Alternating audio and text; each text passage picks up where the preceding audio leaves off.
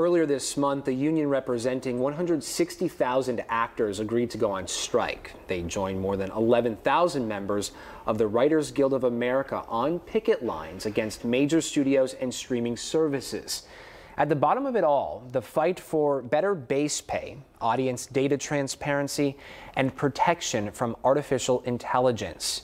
Joining me now is San Antonio native Amelia Rico, an actress and current member of SAG-AFTRA. Good morning. Thank you so much for stopping by. Of course. Good morning, Zach. This is a major deal. It's impacting thousands of people, close to hundreds of thousands of people. Yes, before we get into that, why don't you tell us a little bit about your screen work? Well, I'm not here to promote myself as actually against the SAG strike rules, but you know, I can't stop you from going to my website, ameliarico.com, or find me on IMDb if you're curious. So the recent strike, as we know, impacts thousands of people. How is this impacting you directly? Give us that perspective. Yeah, so from the beginning, actually, it's been a struggle this year to get work, and I finally got something around May. So I had my summer booked, and I was very excited because it's like finally, you know, right. I got something, right? But then the WGA strike hit, and right when I was on set or about to go on set, and they were like, oh, you know, it might not affect everything because the scripts were already done at that point. But in the end, they decided to postpone it. So that's kind of been shelved for the summer. So my whole summer, you know, where I had it booked, is no longer booked. That's heartbreaking. So yeah, that was a difficult, because I thought I had a job lined up. Yeah. And now I don't. What does that mean for you financially?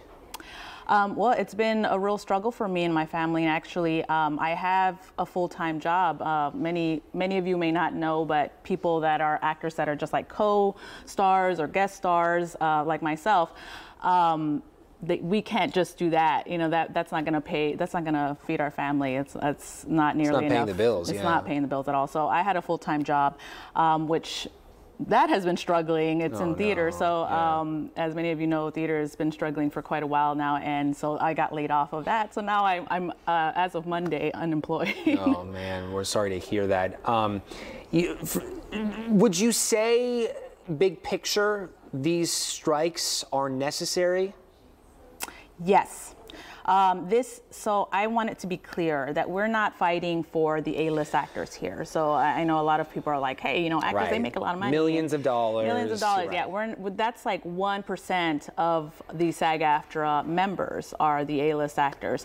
And about 87%, I can't remember the exact, it's 86 or 87% of the actors can't even make the $26,000 minimum that it takes to just qualify for health care. So beyond that, you know, you can't even pay for the healthcare monthly payments at $26,000, right. Even if you were to qualify. So, so it's been a difficult struggle for a lot of us that are working actors. We're 98% of the roster of SAG-AFTRA members are working class, you know, members of society, you know, members of America. 98%, so, that's extremely high. Yeah, we're just living everyday paycheck people, to paycheck, everyday people, job to job, booking to booking. What are you going to do?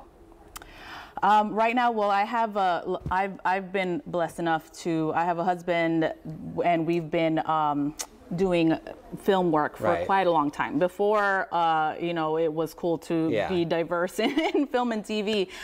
We had to create our own work. So before content creator was a thing, we started our own production.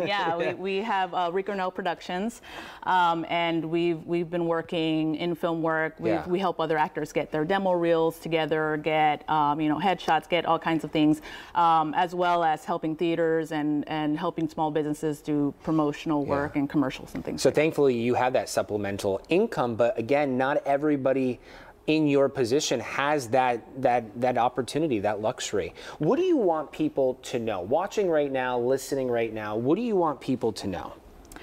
I want people to know that this is not a fight for the A-listers. I want them to know that this is a middle America fight. So we want you all to know that we're fighting for our lives here. We're not only fighting for what we're due at this moment, but we're also fighting for the future. We have networks that want to replace us completely with AI. Like, they want to scan the background artists one time, pay them for 1 hour of work while they scan them, and then use them indefinitely without their permission as to how they're using them in productions and in the future forever. Yeah.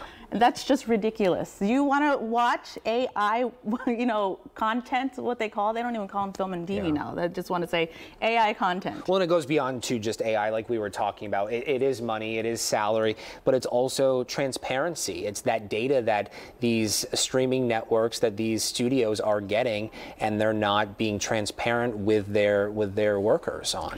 No, absolutely not. And with streaming, things have changed. The last time we changed our contract was about 30 years ago, and things have changed, as you may have noticed, with streaming coming in, with all kinds of.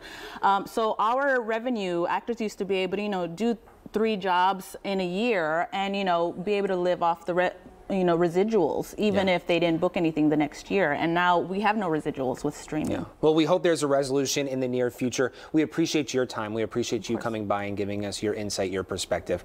Thank you so much, Amelia. Thank you.